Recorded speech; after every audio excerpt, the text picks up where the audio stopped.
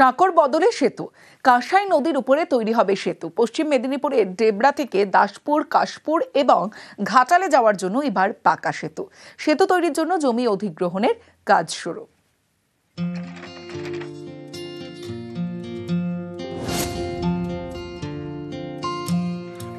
এপারে পশ্চিম মেদিনীপুরের ডেবরার ভবানীপুর, ওপারে দাসপুর, কেশপুর এবং ঘাটাল।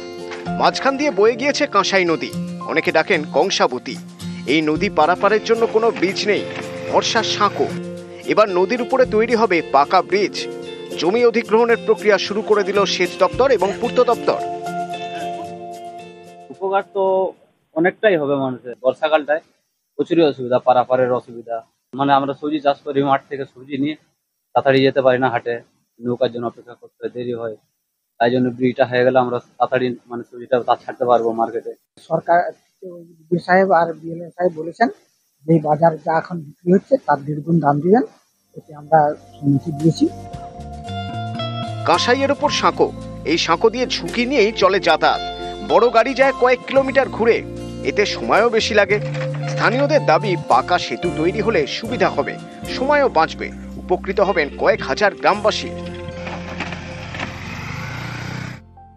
0.16 একর্স অফ ল্যান্ড যে আছে আমাদের দরকার আছে, সে কনসালটেশন প্রসেস কমপ্লিট করা হয়েছে। প্রায় 90% ওখানকার যে লোকজন আছে অলরেডি কনসেন্ট লেটার দিয়েছেন। তার জন্য আমি সবাইকে ধন্যবাদ জানাচ্ছি।